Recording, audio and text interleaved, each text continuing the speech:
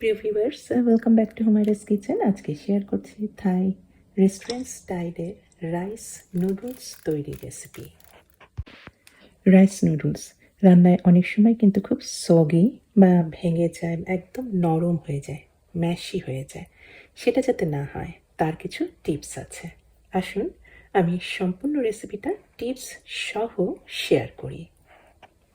এই হলো আমার রাইস নুডলস। এটা রাইস দিয়ে তৈরি করা হয়। এটা রান্নায় কিন্তু অনেক সময় একেবারে ভেঙে নরম হয়ে যায়, সেটাই যাতে না হয়।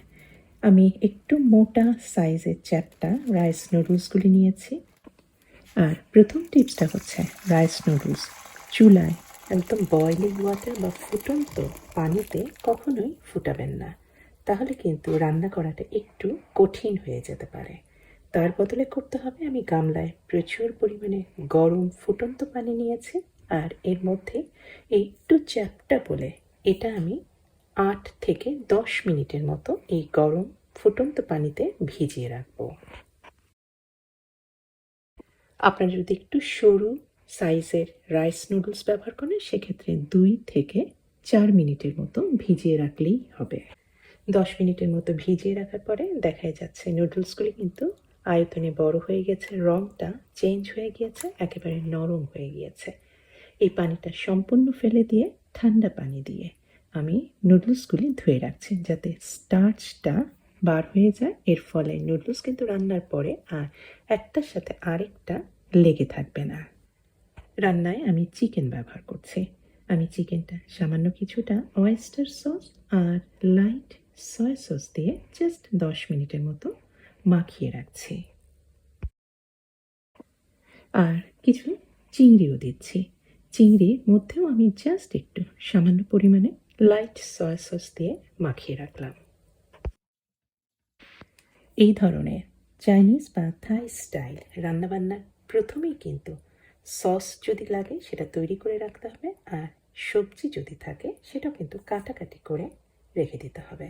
পরে কিন্তু এগুলি করার আর একদমই সময় পাবেন না। আমি পাপরিকা খুব পাতলা পাতলা করে 2টা রঙেরই কেটে নিয়েছি, আর নিয়েছি ক্যাবেজ। এটা চাইনিজ ক্যাবেজ, আপনারা যে কোনো ধরনের বাংলাদেশে যে ক্যাবেজগুলি পাওয়া যায় সেটাও ব্যবহার করতে পারেন।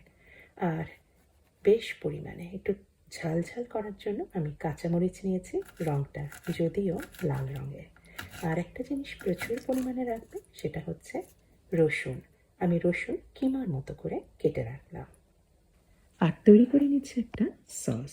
2 টেবিল চামচ oyster সস, 1 টেবিল চামচ লাইট সয়া সস, আর দিয়েছি তিলের তেল 2 টেবিল চামচের মতো। 1 টেবিল চামচ দিয়েছি টমেটো সস, আর তিল দিয়েছি, যেটাকে সেজাম বলে ইংলিশে।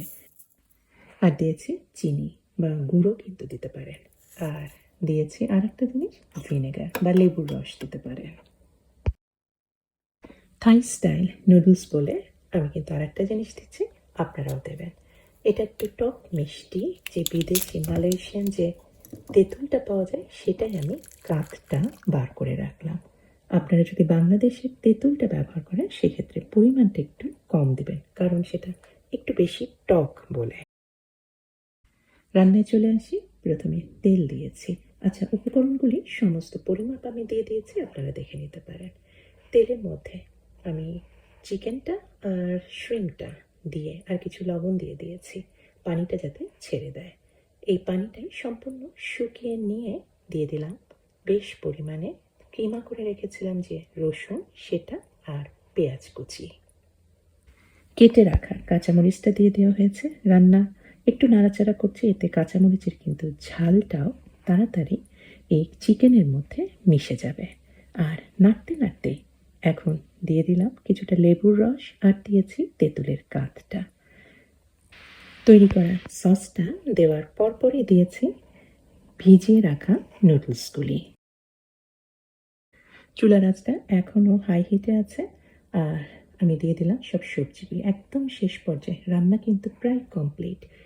এখন চুলাটা বন্ধ করে দিয়েছি। পাপরিকা দিয়েছি, ক্যাবেজ যে কেটেছিলাম সেটা দিয়েছি, আর দিয়েছি খুব ঝিরিঝিরি করে কেটে গাজর।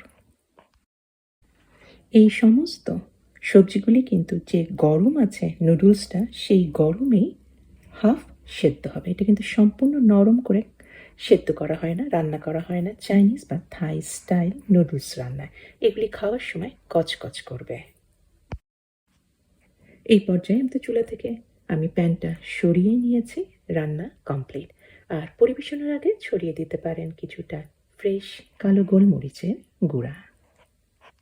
আর একটু খেয়াল করে নেবেন যদি লবণ কম থাকে এক্ষেত্রে লবণ জাস্ট খাবার লবণ যেটা সেটা অ্যাড করে দিতে পারেন। অবশ্যই করবেন, একবার ট্রাই করবেন একটু নতুনভাবে।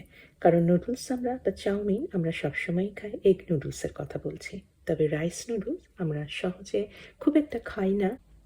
তৈরি করবেন একবার, খুবই ভালো লাগবে। আমার তো তাই মনে হয়। আর রেসিপি পছন্দ হলে অনুরোধ করব অবশ্যই আমার চ্যানেলকে সাবস্ক্রাইব করে আমার চ্যানেলের সাথেই থাকবেন। সবাইকে অনেক ধন্যবাদ। আল্লাহ হাফেজ।